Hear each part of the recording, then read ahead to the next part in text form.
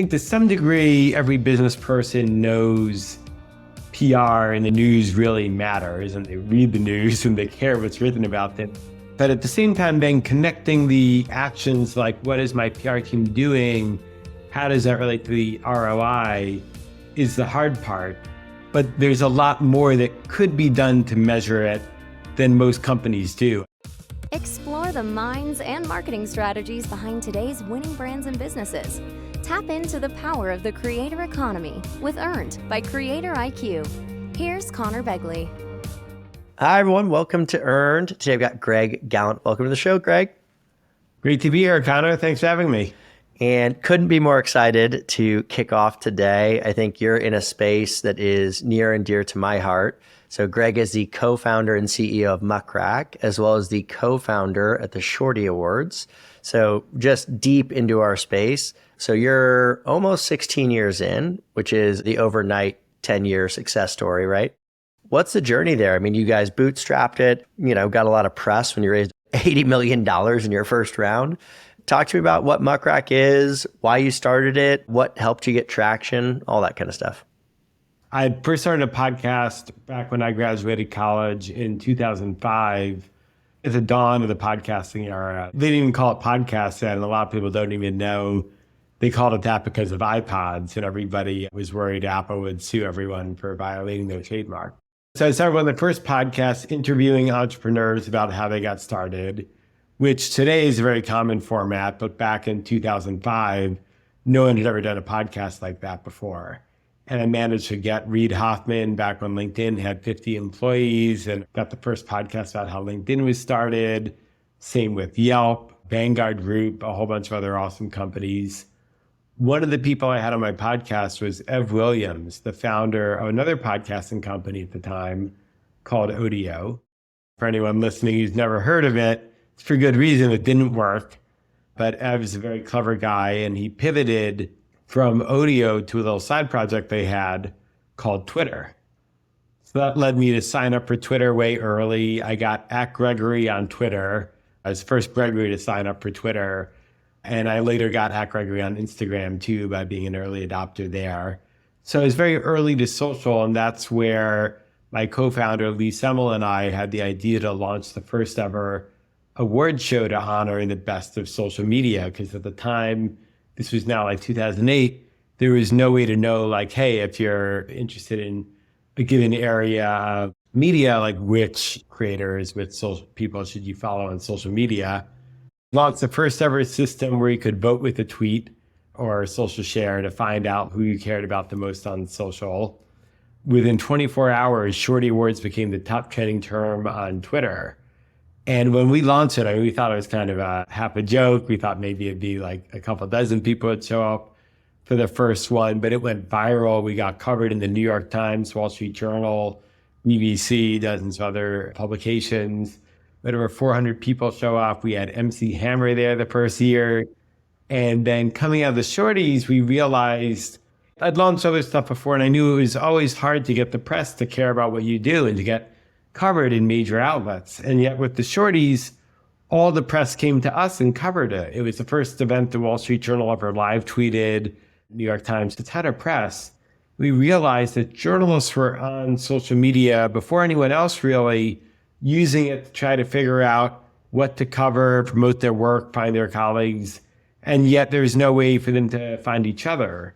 So we launched the first version of Muck Rack, MUCK, for anyone listening.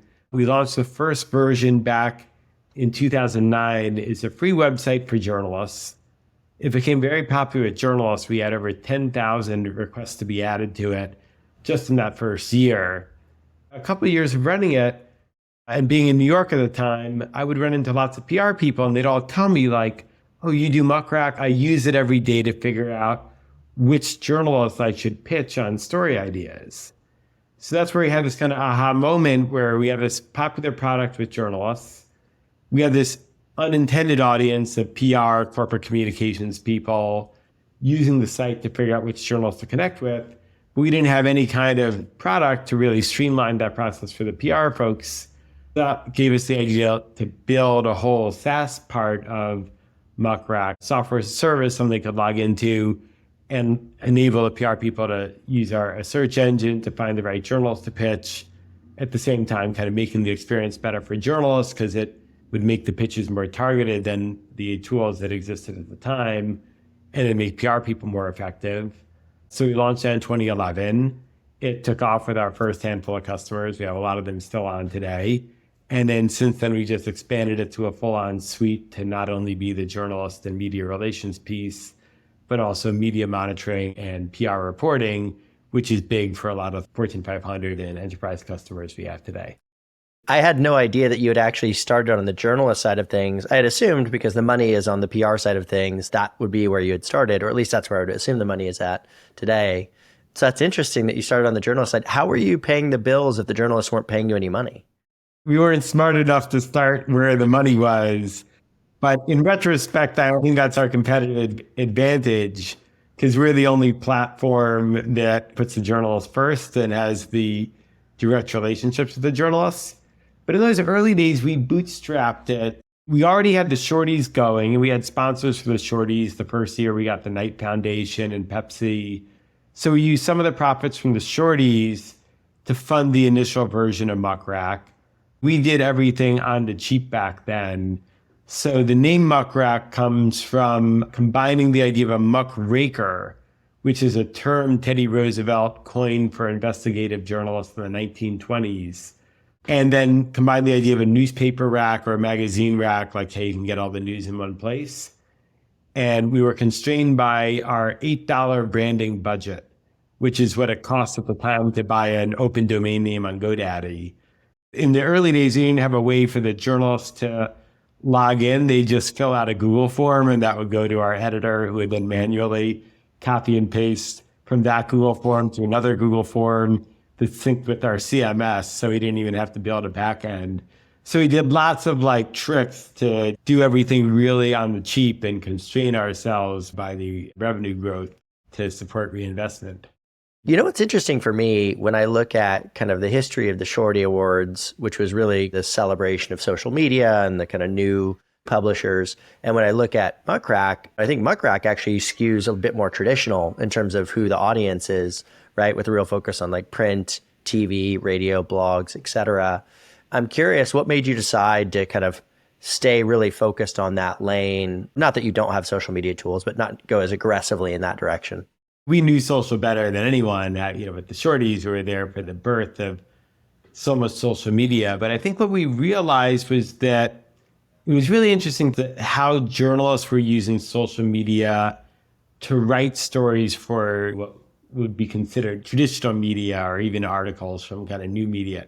We did realize that even now, and especially at the time, the news drives social media. So when you log into LinkedIn, Facebook, Twitter, now X, and now Threads too, it's you see a lot of news articles there. It's people write these news articles, that's getting shared on social. So it's the news article kind of gets created by social because people use social signals to find journals to pitch, and journalists research using social media. They write the news article, and maybe it lives at the NewYorkTimes.com or Wall Street Journal or whatever other website. But then it gets shared back out again on social and drives a conversation. And even tweets that don't actually have links in them, they're often referencing articles they've seen in the news. They're going to go and check and verify the news. So we found it fascinating that the kind of traditional news was being altered by social media. And at the same time, too, I think we kind of got this very unique perspective where everybody's focused on building tools for social media, and they're raising tons of VC and spending like crazy against each other. And really nobody was building new tools for the PR industry to do this job that they've been doing for decades of finding the right journals to reach out to and monitoring what's being written about them in the news. And we just saw all these new avenues for them. So we thought okay, here's a market that's really underserved. Social media is changing the whole media landscape, and no one's building software to help the PR people deal with this huge change in the media. So that's where we saw a really great opportunity and went for it. Totally. I think the other thing that's really nice about that, and I've heard this said a lot in terms of how good markets for software companies is when you have that kind of traditional market, you have traditional players that have a lot of tech debt that's taken these legacy platforms that are built on historical technology. I think the ones that are really well known in your space, I think primarily would be Cision, right? But Meltwater to a certain extent. Again, you kind of started on the journalist side of things, which I think is fascinating, and then went to the PR and then on and on. Did you kind of say, hey, that's our target, that's where we're going? Did it happen a bit more serendipitously? Yeah, it was much more serendipitous. It's funny. I mean, when we started Muck Rack, the free site, I really didn't know those companies existed. When we had the idea to launch a SaaS product, at the time, all the legacy providers, the way that they were built, it was more like you'd go in there and you'd say, hey, I'm going to launch a tech product. They just had journalists tagged by their beats. So you'd go in there and you'd say, well, we're launching CreatorIQ. It's tech, so I'll pitch all the tech journalists. That was their workflow. And of course, you'd be pitching journalists who only wrote about hardware or only wrote about consumer technology, and people who just never cover CreatorIQ because it's just not their beat. And meanwhile, probably of that list of 1,000 journalists, maybe there'd be like 20 of them that write about, enterprise SaaS and Marcom software and would be perfect for you. And if you knew those 20, you could spend lots of time customizing your outreach or even going to meet with them and doing a much better job. We were like, okay, we can do this thing that the legacy providers don't do, but the legacy providers did a lot more than we did. And so initially we were thinking of ourselves as this add-on. And we actually had in our FAQ, hey, if you have a traditional PR software platform, don't cancel it for us. We're not a replacement. We're an add-on. And then when we got into the market, two things happened. One was we started talking to our customers and they were like, we actually don't like our legacy tool. I wish you built X, Y, Z, and then I could just switch to you. And then the largest player in our space reached out to us and asked if they could license our data from us. And I said no to license the data to them, but it made it clear to me that, what we were doing was the obvious future of the industry. So even whether or not they were to copy us or not, one day it would just be dumb if they didn't build into their software what we had. So kind of taking a page from Reed Hastings, who said, we want to become HBO before HBO becomes us when they're moving into streaming. We kind of realized that okay, either we're going to just get copied and sidelined by the big players who copy our innovation. But there's this big opportunity because people don't like the big players. They want a more modern integrated software platform to do their work. And they like the insights that we brought. And then as we started talking to them, we had lots of other new ideas for software tools we could build within our software to help them with other parts of their job. So at some point we said, okay, let's just go for it and build the full-on software platform and take on these companies that are, at the time, over 100 times our size in revenue. In some cases, 1,000 times our size in revenue. So it's a little daunting, but we just figured, let's go for it. Well, you guys are crushing it. So it's been 15, 16 years since you started the company. I think you've got massive runway in front of you without changing any direction. But I will say at the same time, one of the things I talk about and I think about, and that I think helped connect the dots for people, was I view creators or influencers as publications, like a New York Times, like a Wall Street Journal, whatever, because they function the same way, right? They're trying to build an audience. They're trying to monetize that audience. They grow the audience by creating great editorial content. The news still drives a lot of those cycles, but I think now you're seeing creators also start to drive those cycles, certainly. I'm curious, how do you see those two worlds coming together kind of over time? Yeah, it's funny. I remember when I visited one of the early social media agencies back as the Shorties were getting going. This is probably '09 or 2010. I remember talking to them and they were running early influencer outreach campaigns. And they would sometimes pitch journalists as part of that because they'd come across the journalists on social. And then they'd get in trouble because the client would be like, oh no, our PR agency is supposed to talk to the journalist. And here we are, over a decade, 15 years later. And I think we could still sit around and say, okay, hopefully they sort that out over the next year or two. But it's still, definitely getting sorted out and probably at the early phases of it. I think the point you make is 100% valid, that they both drive the audience. And in some cases, the creator might drive the audience more than the traditional journalist. It's something that companies struggle with knowing which box to place into, because at the extremes, you have these different rules of engagement.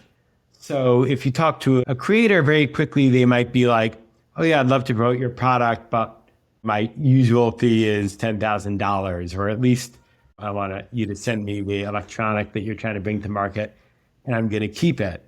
And if you went to a journalist and you said, hey, I'll give you this product if you review it, or worse, so you said, hey, I'll give you this product and $10,000 you review it, that journalist would be deeply insulted. They'd be like, this is an affront to my professional ethics. What kind of journalist do you think I am? If I did that, I'd get fired from my job and never be able to work again.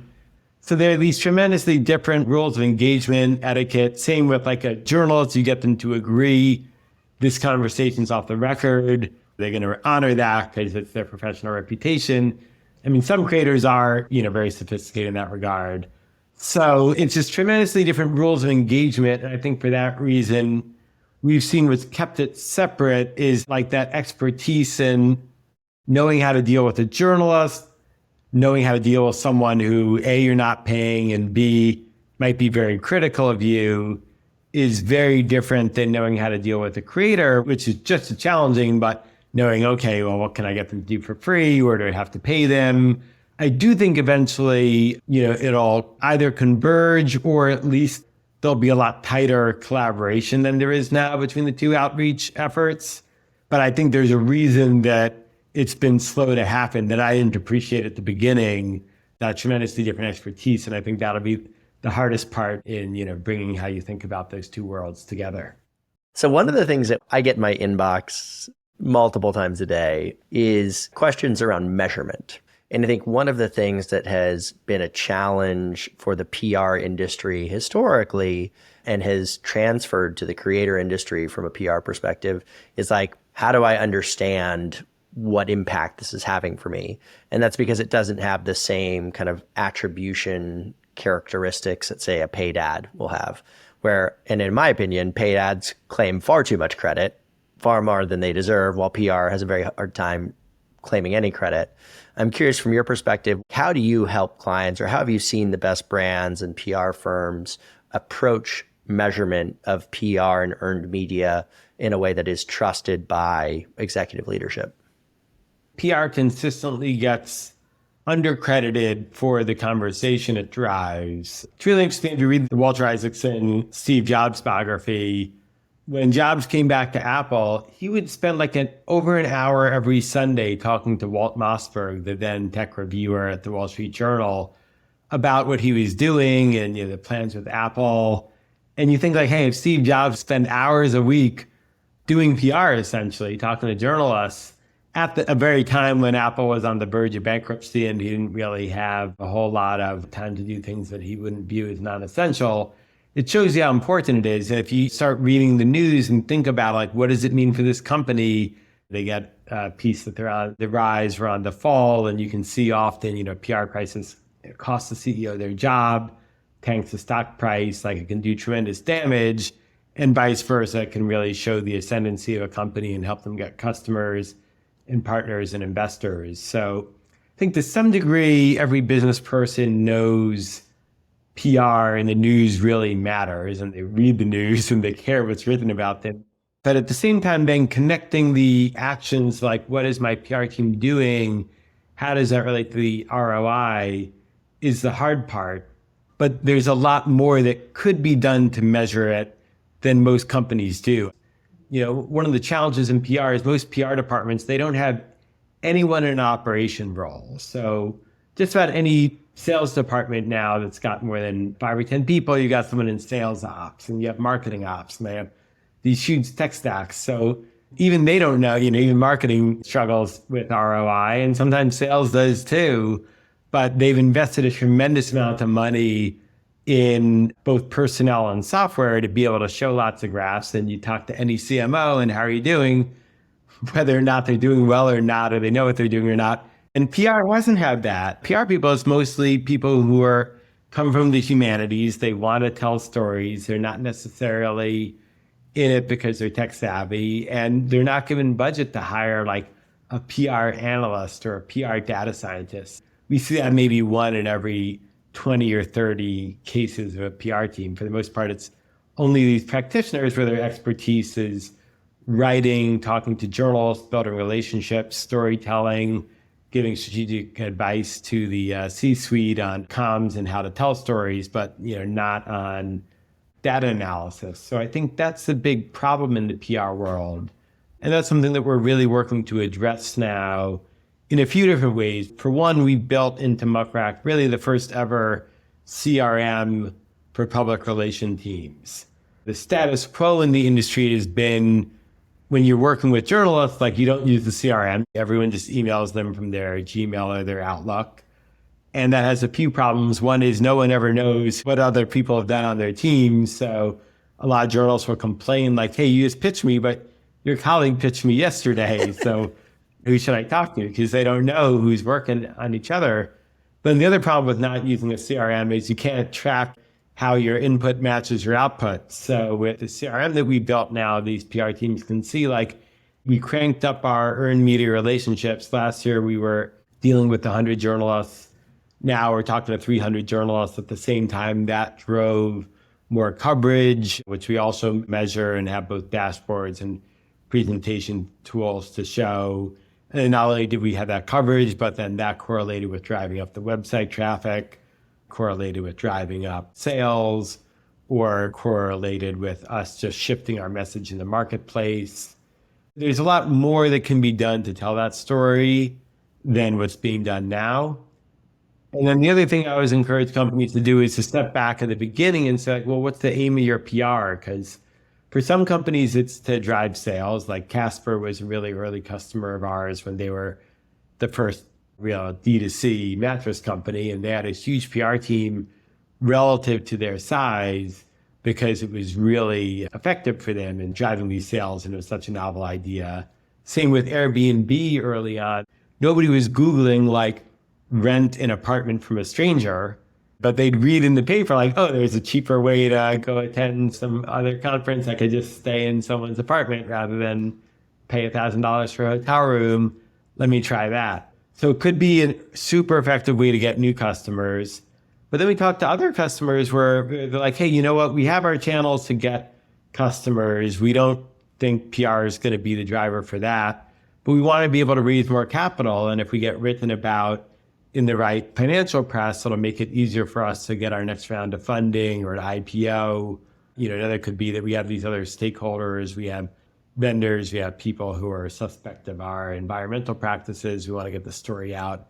So there are a lot of different things you can use PR for. Everybody's always wanted like just one metric to measure it by, but it all depends like what your aim is. And then once you know your aim, you can really use tools like ours to set up dashboards and track the inputs and figure out if the PR is serving you or not. My thesis on this is that there's a shift of importance from paid channels in particular to earned channels, primarily because the cost of distribution used to be very high, right? Distributing information, physically telling somebody about something was difficult 30 years ago. Print it, mail it, show it on TV, whatever. And as the cost of distribution has gone down, right? Like now, if I want to share my message, it's like all I need is access to the internet and a phone. And the preference from a consumer perspective is to learn about things from sources that I can trust, which paid media obviously is inherently very biased. There's just going to be a shift of dollars in this direction. The most important challenge outside of like making it easier to actually do the job is the measurement side. The more that we can uncover that relationship between getting coverage, getting talked about in an organic and editorial way, and financial outcomes, business outcomes, it'll be a long-term tailwind for us. It's just a better way to learn about things. And that's ultimately what drives commerce. I think ironically, what makes earned media great is what makes it hard to reinvest in. It's like you earned it. You didn't pay for it. It's free. It's like this wonderful gift that, you got this coverage, this attention. You didn't have to spend $1 for. But because you didn't pay for it, it's hard to know, like, well, what's the ROI of this thing I didn't pay for? How many return is it, and you can't demand that they put a tracking code in it or something like that, you're not paying them. Versus paid media, where it's not as good as earned media because you have to pay for it.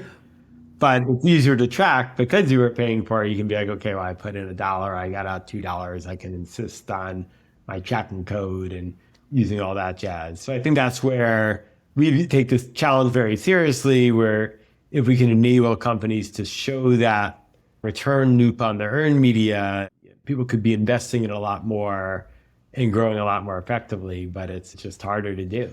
One of the other things I think is really interesting about Muck Rack and about you personally is you've been kind of in the software development business and even a software developer to a certain extent yourself, starting at the age of 14. And I think Muck Rack gets really great reviews from the people that use it on platforms like G2. So when you think about building software, good software that people genuinely love, what are the things that you think about? What are the things that you find to be important and that you're emphasizing internally?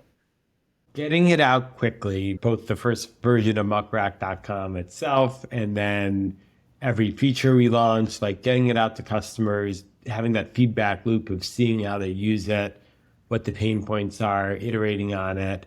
And then I think also like just having a real pride in making like great software and putting the customer first. And by great software, I mean software that people are going to use that's going to make people's daily lives easier, and getting as much contact with the customers as possible in person, on Zoom, looking at the stats. That desire of the craft of like building software that people actually use and getting that feedback loop, getting people to love it makes such a big difference. As opposed to, I see a lot of companies, I think they get obsessed with the strategy to the exclusion of the users and the customers. They decide, hey, we're going to do this really cool thing. Hopefully people find it useful. Or we're just going to push the strategy here, but let's not bother talking to the customers for a year or two till we're done doing it. And then you can have this big disconnection where you're building stuff that seems right, but that's not actually usable for people.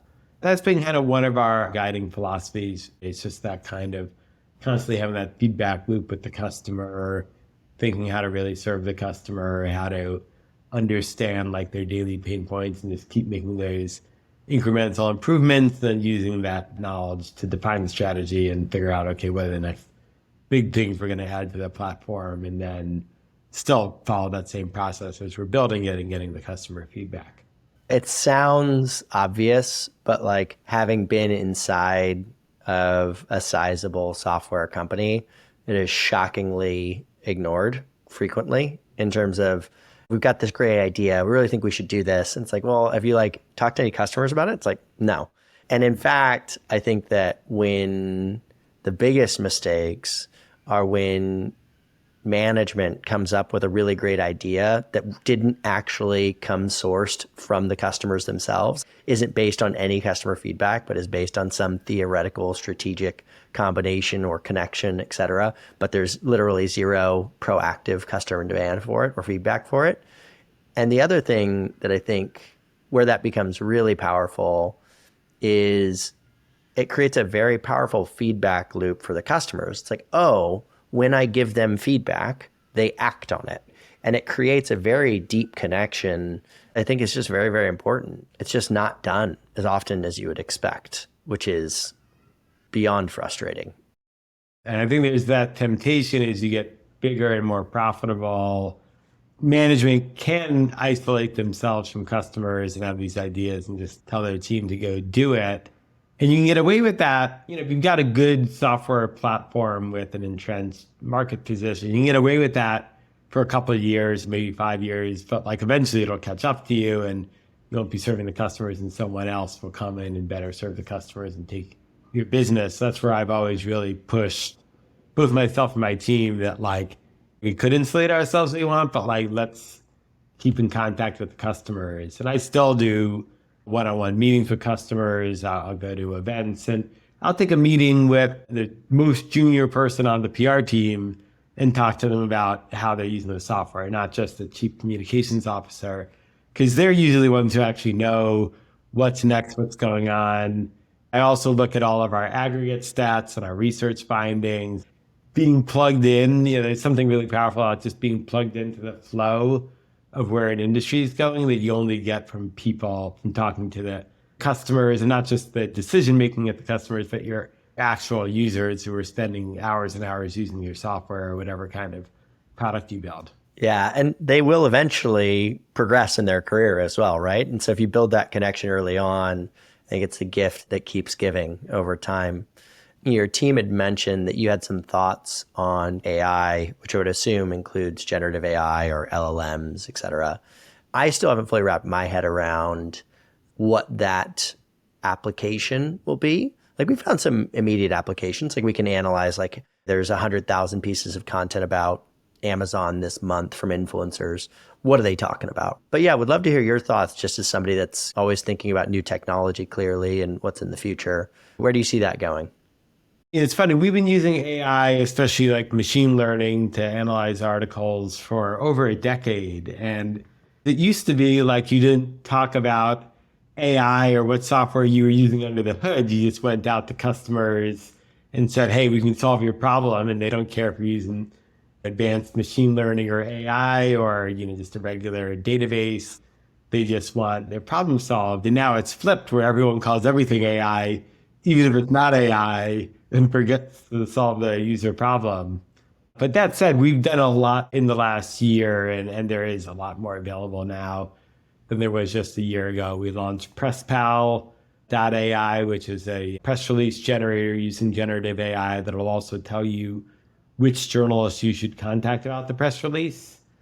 We've launched a media list recommender. So if you set up a media list of the journalists you're going to reach out to, it'll automatically recommend additional journalists, similar to how Spotify will tell you what extra songs you should add to your playlist based on a Spotify playlist.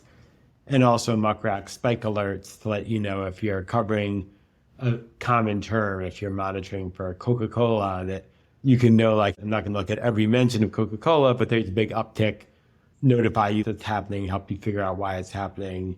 We see a lot of opportunity in it, but I think the social media, traditional media convergence, it's kind of obvious where I think in a lot of industries where AI can ultimately be really helpful.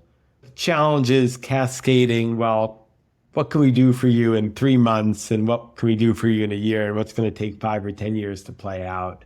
So that's where we're really working in lockstep with our customers, and we have a large engineering team and a whole AI and data science team building these tools. But it's really work with our users. We believe AI is something where we can help PR people a lot, because what happens, and this goes back to what I was saying about PR not having that ops function, is that PR people get stuck having to do a ton of really tedious things, copy and pasting into spreadsheets, reading through thousands of articles to figure out what trends are going on. And a lot of these things that they do that's very tedious, we can help a lot with. We've helped a lot with already, but we can do a lot more with AI. And then most PR people got into the business because they want to help tell stories. They want to work with their own exec team to figure out, like, okay, how should we be communicating with the public? They want to build a relationship with journalists. We've seen that AI can really help take care of a lot of the tedious parts and let them focus on the really important parts of the job. Let's do one fun end of show question. So for you, I think it's fascinating that you're a philosophy major. I think that's quite interesting. So I'm sure you give these kinds of things thoughts, or you spend time thinking about these kinds of things. I think it was Warren Buffett said, you should write your own obituary and then try to work towards that, like what your ideal obituary would be. So for you, when you think about your kind of professional career and what that obituary looks like, or even your personal career, if you care to share, what are the things you hope you have done when it all kind of wraps up?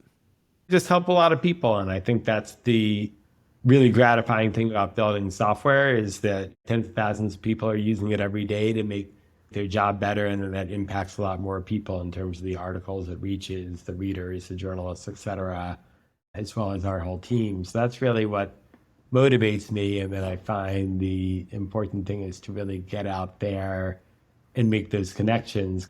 I find that super motivating, and that gets me fired up to go and build more tools, where I was able to get this placement that drove our business forward and helped our business grow because we got this insight on which journalists to talk to.